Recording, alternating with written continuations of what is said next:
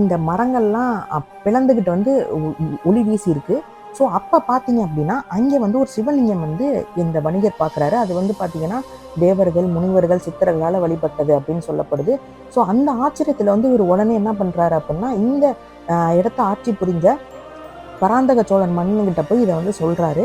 அந்த டைமில் குலசேகர பாண்டிய மன்னனும் வந்து விருந்தினராக பராந்தக சோழன் கிட்ட வந்திருக்காரு. ஸோ அவரோட சேர்ந்து 2 மன்னர்களும் இங்கே வந்து பார்த்துட்டு பார்க்கும்போது அந்த சிவலிங்கம் வந்து மறைஞ்சிருக்கு.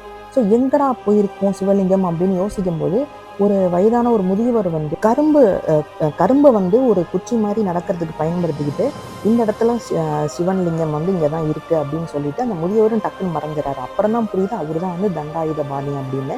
ஸோ அதனால தான் இங்கே செட்டிக்குளத்தில் வந்து முருகன் கோயில் ரொம்ப ஃபேமஸ். ஸோ அந்த முருகன் கோவிலையும் இந்த சிவன் கோயிலையும் வந்து பராந்தக சோழர் வந்து 907ஆம் ஆண்டு, அதாவது 1907 வந்து இங்கே வந்து கட்டி முடிக்கிறாரு.